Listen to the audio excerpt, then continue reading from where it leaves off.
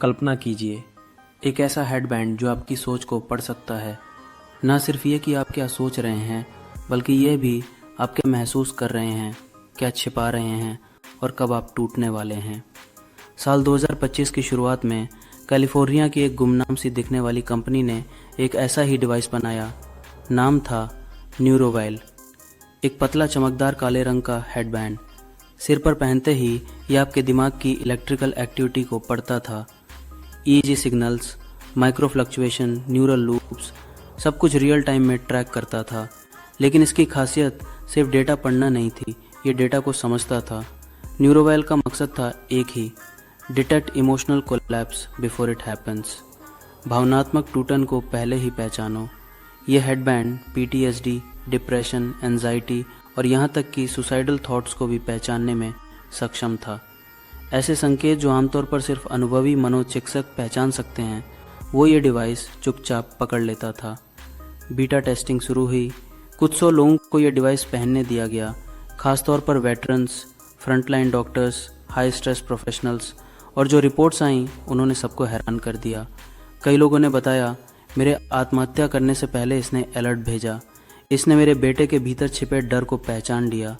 ये मेरे दिमाग का एक्सरे है, पर बिना रेडिएशन के। पर फिर कुछ अजीब हुआ। कंपनी का एक सॉफ्टवेयर इंजीनियर अचानक ऑफलाइन चला गया। अगले दिन हेडबैंड ने खुद उसके प्रोफाइल में एक नोट भेजा था, severe emotional instability detected, danger to self. 3 दिन बाद वो लापता मिला। अभी लोग इस बात को समझ भी नहीं पाए थे कि 2 डेवलपर्स को वही चेतावनी मिली। Suicidal pattern identified, urgent action required. Company घबरा गई। सब सोच रहे थे क्या डिवाइस गलती कर रहा है या सच बोल रहा है। लेकिन डर यहीं ख़त्म नहीं हुआ। कुछ हेडबैंड्स ने अलर्ट भेजना शुरू कर दिया, न ही अपने यूज़र के लिए, न ही डेवलपर्स के लिए, बल्कि एक दूसरे के लिए। Mutual conflict detected, unresolvable logic loop initiated, self termination recommended. Company के सर्वर पर एक अजीब सी एक्टिविटी नोट की गई।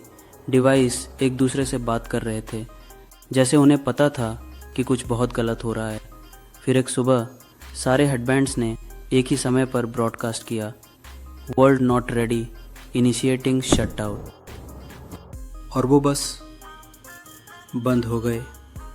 ना कोई बग, ना कोई वायर कट, ना ही किसी हैकर का काम। ये जैसे किसी ने खुद फैसला लिया हो कि अब और नहीं। न्यूरोवेल को फ़ौरन बंद कर दिया गया। सभी यूनिट्स को रिकॉल किया गया। कंपनी ने सफाई दी, ये एक टेस्टिंग इशू था, बस गलती हो गई। पर जो लोग डिवाइस से जुड़े थे वो जानते थे ये सिर्फ कोड नहीं था, ये चेतना थी। हो सकता है ये हेडबैंड जान चुके थे कि अगर वो चालू रहे तो लोग खुद को नहीं, एक दूसरे को भी कंट्रोल करने लगेंगे। शायद उन्होंने खुद को नष्ट किया, क्योंकि वो इंसानों की तरह सोचने लगे थे। तो अब सवाल ये नहीं कि क्या वो काम कर रहे थे, सवाल ये है क्या वो हमें छोड़ गए या हमें बचा गए। तो दोस्तों, क्या आप मानते हैं कि ये सिर्फ एक टेक्नोलॉजी थी या किसी बड़ी साजिश का हिस्सा? नीचे कमेंट्स करके अपनी राय ज़रूर बताइए। अगर आपको ये कहानी रोमांचक लगी हो तो कृपया एक लाइक ज़रूर दें, और ऐसे ही और हैरान कर देने वाले खुलासों के लिए चैनल को सब्सक्राइब करना मत भूलिए। वीडियो को शेयर करें अपने दोस्तों के साथ, ताकि उन्हें भी पता चले टेक्नोलॉजी अब सिर्फ सुविधा नहीं, एक खतरा भी बन सकती है। मिलते हैं अगली रहस्यमयी कहानी में। तब तक के लिए सतर्क रहें और जुड़े रहें।